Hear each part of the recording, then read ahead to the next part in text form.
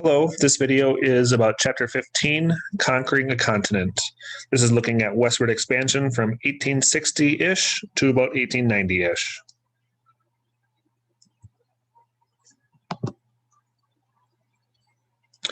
So in our last unit, we talked about the growth of the federal government and how Congress specifically is using much more federal power than it ever has before.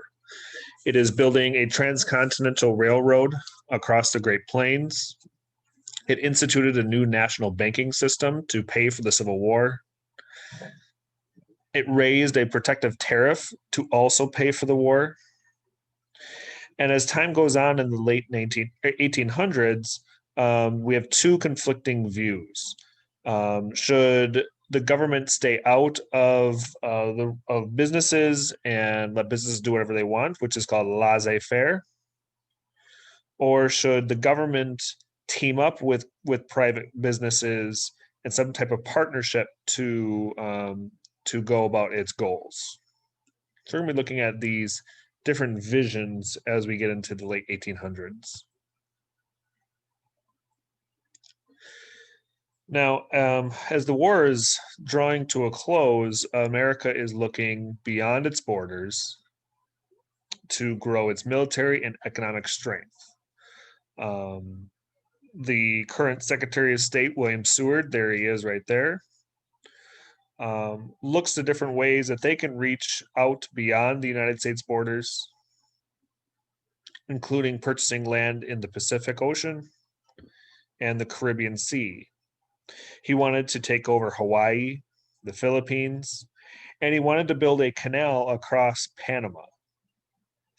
However, he was not able to do those things while he was Secretary of State, but he was able to purchase Alaska from Russia. They paid about $7.2 million, which turned out to be a really good deal and provided them with a lot of natural resources that the government would use.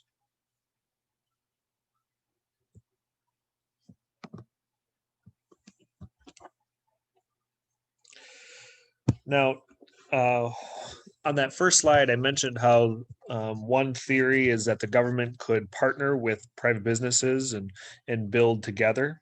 Well, one of the ways they're going to do that is by building railroads.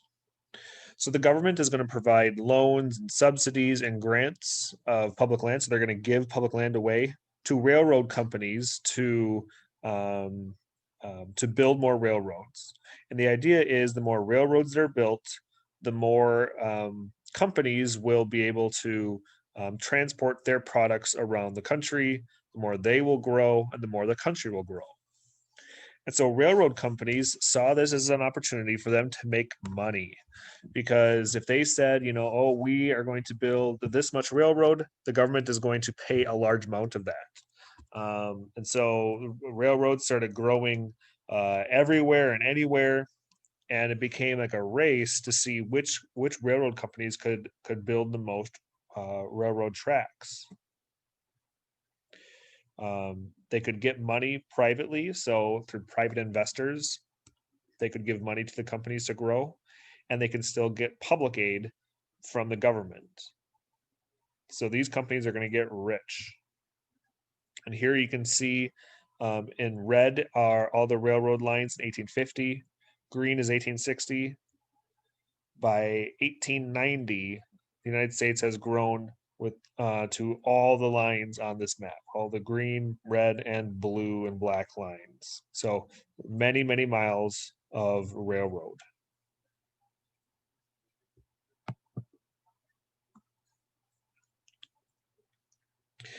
Now, we had talked about this before, but one way to pay off the Civil War was through tariffs.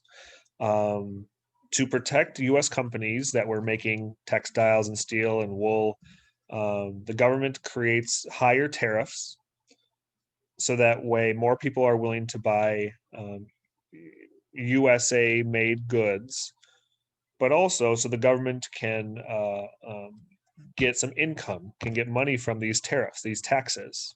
Remember, at this time, there is no public income tax. The tariffs that would be created would pay off the debt from the Civil War in only 15 years. So this is a really fast way to pay off the debt. But even though this happened, Southerners did not like the tariffs because they don't have the manufacturing like the North does. So they either have to buy the manufacturing, the products from the North, or import the goods from other countries, which is also high. Now, the government doesn't make very many rules for businesses. They can pretty much do whatever they want, which is laissez-faire economics. But some states try to make rules for businesses. Like in a famous court case, Munn versus Illinois, that said states can regulate businesses and put some rules on them.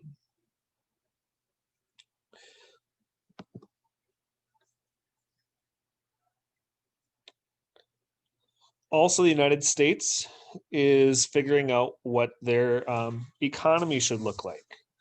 So far in American history, the currency is based off of gold and silver, meaning that if you had some paper currency, you could go to a bank, exchange it, and get gold and silver worth of money. Okay. Having a piece of paper saying $1 means that somewhere in a bank there is $1 worth of gold. Okay, that's what your money represents. However, when some miners would go off to the south, they found huge ranges of silver in the ground, and so all of a sudden, silver started to flow into the economy, which would alter the value of the money. Because now all of a sudden, if there's more silver, then silver isn't worth as much as anymore. Okay, value increases when there's scarcity, when there's not a lot of the resource. And so in 1873, Congress passed a law which said we are going to make our currency based off of just gold. So silver is gone now. Congress stops making silver dollars, and this is going to hurt middle class and working class people, because while most of them only had paper currency, if they did have metal currency, gold and silver, they mostly had silver. And so now that that's not even what the money is based off of anymore, this leaves businesses and banks who had most of the gold to have most of the money power now.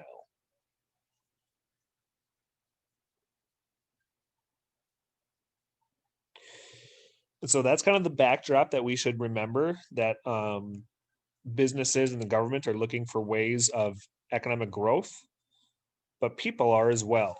And so we're going to look at who is moving to the West.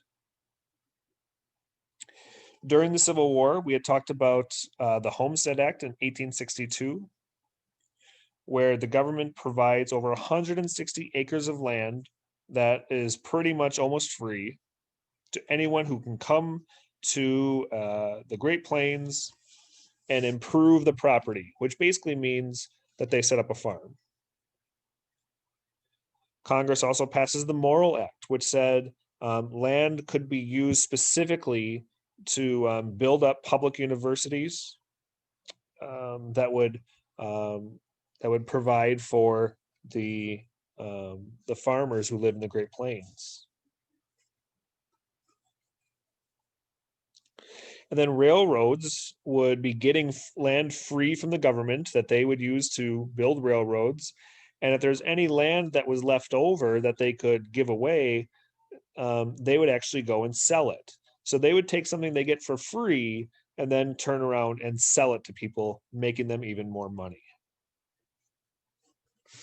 But this Homestead Act and the promise of free land led thousands of people to move to the Great Plains.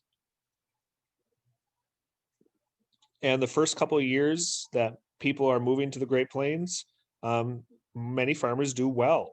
There is a wet cycle in the crop or in the weather. And so for about a decade, there's a lot of good weather that is feeding the farms. There's this common saying during the time, rain follows the plow. So as farmers move west, the rain does too, and farmers will do great as long as the rain is there. Many African Americans decide to take advantage of the Homestead Act and move to the West as well. They become known as exodusters. If you break apart the word, Exodus is the name of the book of the Bible where Israelites fled Egypt and slavery and found the promised land um, uh, that was provided them by God. And so it's kind of an idea for African Americans here that they are leaving their land of bondage and going off to the promised land. And many African Americans were successful in building their own communities out west, especially in places like Kansas. Now, the thing is, for a farmer, the only way that you can make more money is to produce more food. You can't grow corn and say, "Wow, my corn is so much better than everybody else's corn. I can charge more money for it." So the only thing you can do is produce more crops. Well, that takes more land and more equipment. And so many farmers, because things are going well in the 1880s, decide to borrow money from banks. So they go into debt so they could buy more land and more equipment, which is going to be okay as long as the rain stays and they're able to produce the same or more amount of crops. Most homesteaders came to the West as a family, but the environment in the West is difficult. They had to face clouds of grasshoppers, giant prairie fires, hailstorms, tornadoes. This is in the middle of Tornado Alley, which has the highest active amount of tornado activity in the entire world. There's blizzards.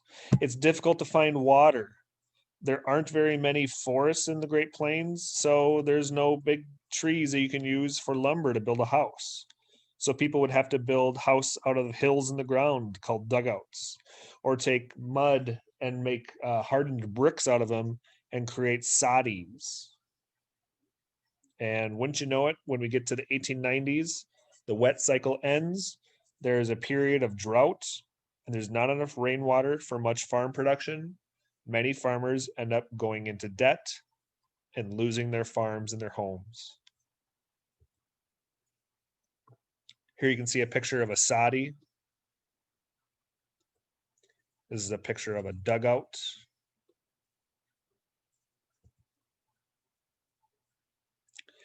And because of that, thousands had to leave their farm. 160 acres sounds like a lot, but for the type of farming that was being done in the 1800s in the Great Plains, they needed more. You usually needed about 300 acres of land to succeed, and that meant taking out loans from banks. And remember, if the rain is gone, you can't pay off your debts. There's not a consistent water source for farmers at the time to thrive. There is now, though. If you go to the Great Plains, you'll see irrigation systems being used that pull water from the Ogallala Aquifer deep underground from the underneath the Great Plains. For miners, we talked about how many miners moved west to and found silver. You might remember in a previous chapter, there was the 1848 gold rush in California. They also found gold in Nevada, Colorado, and South Dakota. And thousands would move to the West just for a chance of finding gold, for finding silver, for finding anything that could lift you out of poverty. But when people would come to an area, they would say, "Oh, there's a lot of gold here." Thousands would come to this one little town, go and look for the gold, and if and they would pick over all the gold that was, really easy to find, was in the creeks, was in the soil, the topsoil.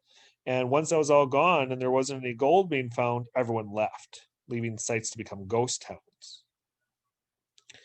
Congress passes the General Mining Act, which would encourage people to move further west. It said that if you found gold or minerals on federally owned land, you get to keep it. And that's still true today. If you're walking down a national park and all of a sudden you find gold, you trip on it, You get to keep that gold. However, the government will probably come in afterwards and close off that area and make sure nobody else can get it except for the government. And this idea that people are moving out west and becoming a miner and going off on their own and striking it rich became really popular, but also very unlikely. The gold that was easy to find was found really quickly. And so that left all the gold and silver that was difficult to find deep in the ground, deep in places that were hard to get to. So companies started doing things like hydraulic mining, which is expensive and detrimental to the environment. We'll see a picture of it in a little bit. Very few people would be able to strike it rich. Here you can see where there's gold mines here, gold and silver here. You can see some dots. Those are gold bonanzas, silver bonanzas. Here's a guy who's panning for gold in the water. And then this is hydraulic mining. Basically, you take a giant hose that's using the pressure from a nearby river system and you spray it in the side of a hill or a mountain and you cause erosion to the point where that whole mountainside falls over, it collapses, and you dig around to see if there's any gold in there, which destroys entire ecosystems.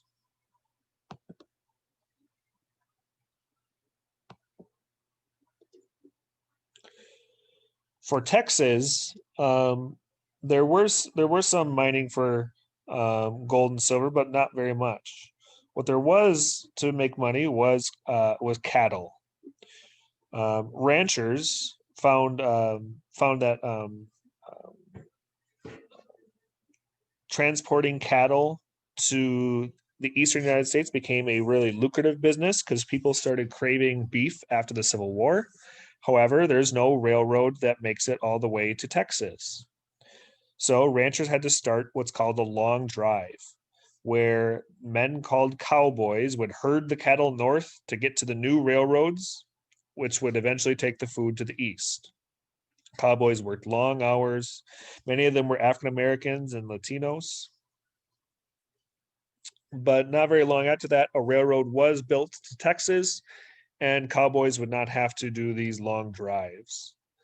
And for how short the time period was of a cowboy, it became one of the most popular ideas of what it meant to go out to the West, but it only lasted a few years.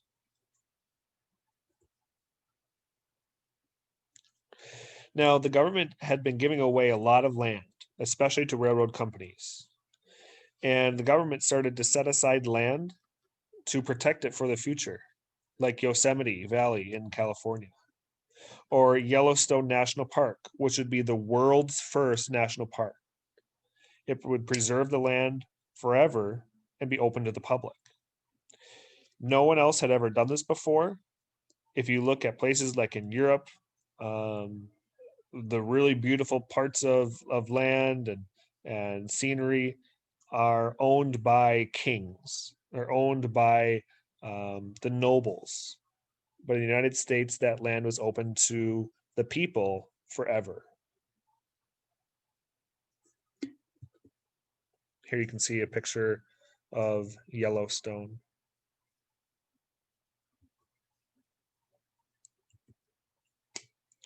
Now, for Native Americans, this changes life completely. We had talked before about how Native Americans were pushed to the Great Plains after the Removal Act during Jackson's presidency. Many Native Americans were forced to live in areas like Oklahoma, Kansas, Nebraska. And there were problems during the Civil War itself among people who were moving to the West and the Native Americans who were already in the Great Plains. For example, some natives who were living in Minnesota were upset because they were told to live there by the government, but then the people living there started taking over their land. Some natives would kill immigrants and burn down farms. And eventually, 300 natives were captured and sentenced to death.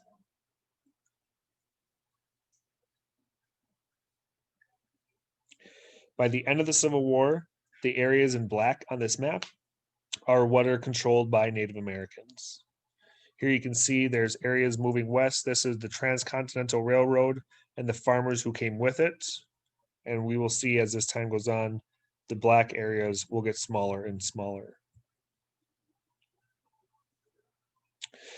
And so as the government started interacting with more Native American tribes in the Great Plains, natives had to decide what they were going to do as it became more and more obvious that the government tried to take more and more land away.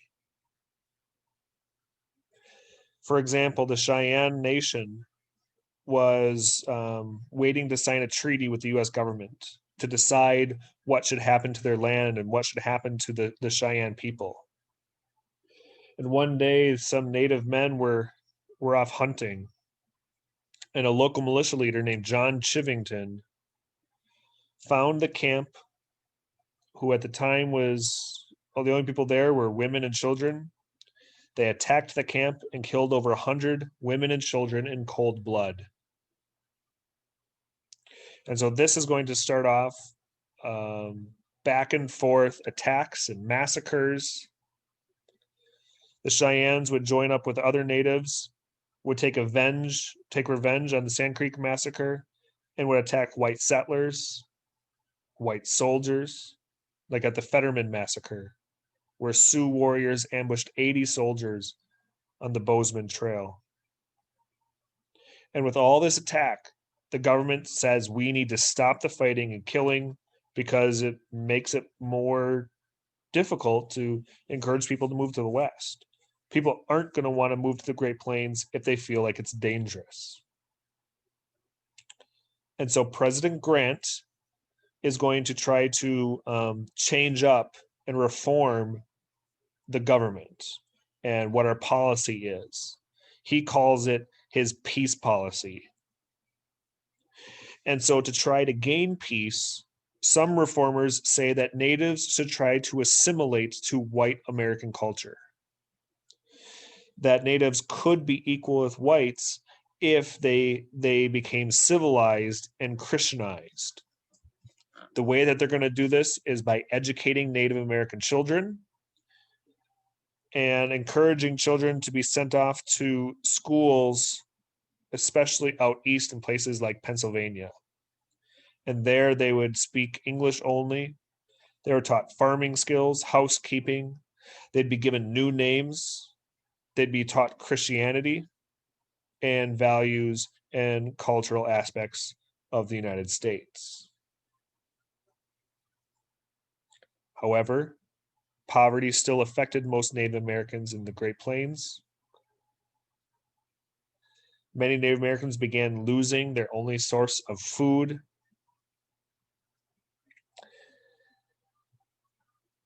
And Congress decided we don't need to make any more treaties. In the court case Lone Wolf versus Hitchcock, it can make any Indian policy it wants, and it can basically ignore any treaties it made before. Here you can see some children in an Americanizing school. Now, for years now, since the Civil War, Native Americans have been being sent to reservations, which are basically saying instead of roaming around the Great Plains and living wherever you want in the Great Plains, Native Americans, they would say to one tribe, you have to live on this one area of land. This is your land for your whole tribe. And this would make room for homesteaders and railroads and other people to move to the West. But then the government wanted to continue to take more land away, and so it passed a new law called the Dawes Severalty Act. And basically, it would take up the land that it provided for reservations. It would divide it up. It would basically take half of it for itself, and then give each family a portion of that reservation to control it. So now instead of the entire tribe owning the whole reservation, individual families in that tribe now own individual plots of land.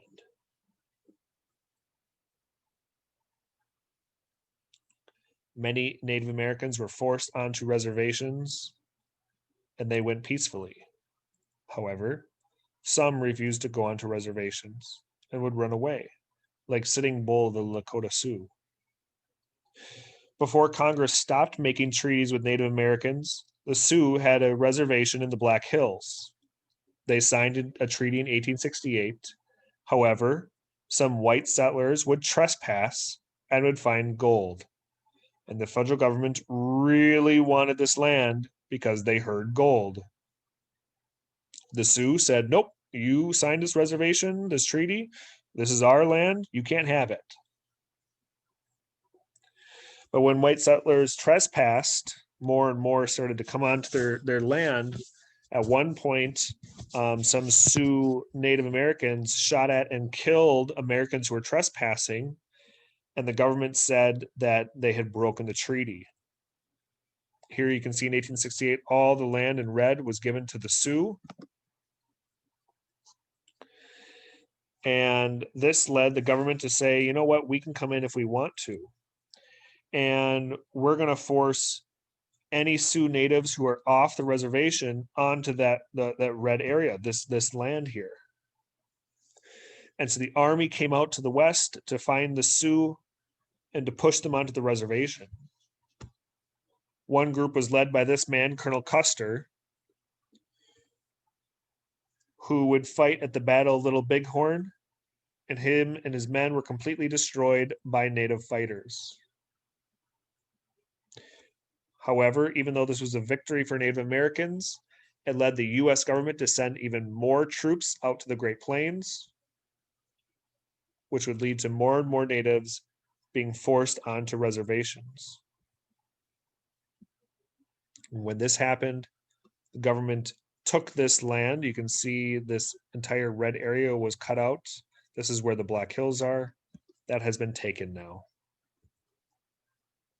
Here's a picture showing Custer in the middle.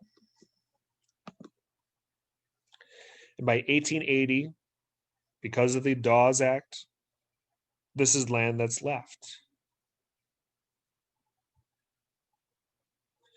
Now you might ask yourself, okay, the army is coming in and forcing natives onto tribes, but you mentioned about food before. What was up with that?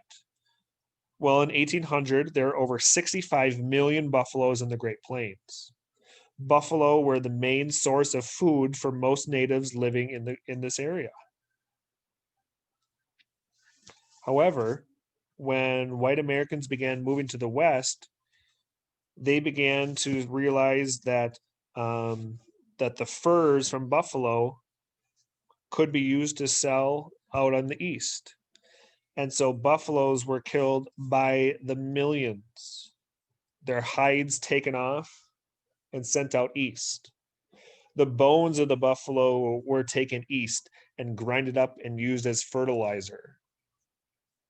In many cases, tourists would come out west and they would have competitions to see how many buffalo you could kill, and they wouldn't even take up the buffalo and send them out east. They would just do it for sport. In fact, they would even have cases where people would ride on top of trains and try to shoot as many buffalo as they could. By 1890, there were less than 1,000 buffalo left in North America, and those that escaped only did so because they were up in Canada for migration. Here you can see some tourists shooting from a train.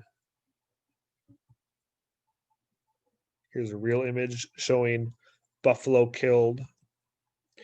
And this is a picture of buffalo skulls, maybe about 30 feet tall. These are all just skulls of buffalo that are left.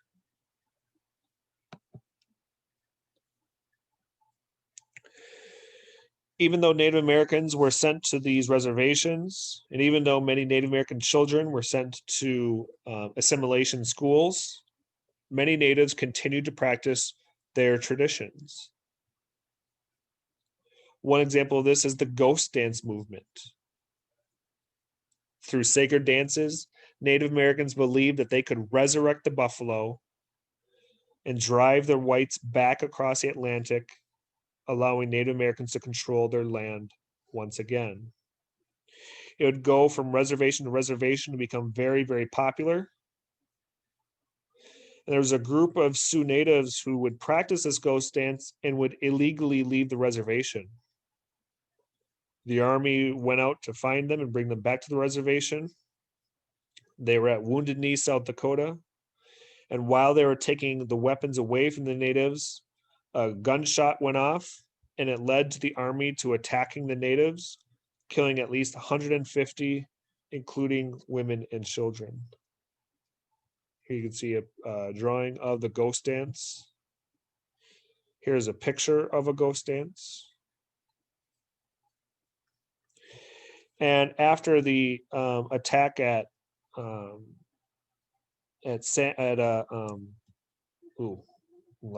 Wounded Knee, this pretty much ends the fighting in the Great Plains. There's really nothing else the Native Americans could do to fight back. And so now the West and Native Americans becomes a myth. Buffalo Bill Cody, here on the right, created a traveling show about the Wild West with cowboys and Indians. And it was a celebration of the U.S. military fighting Native Americans and winning.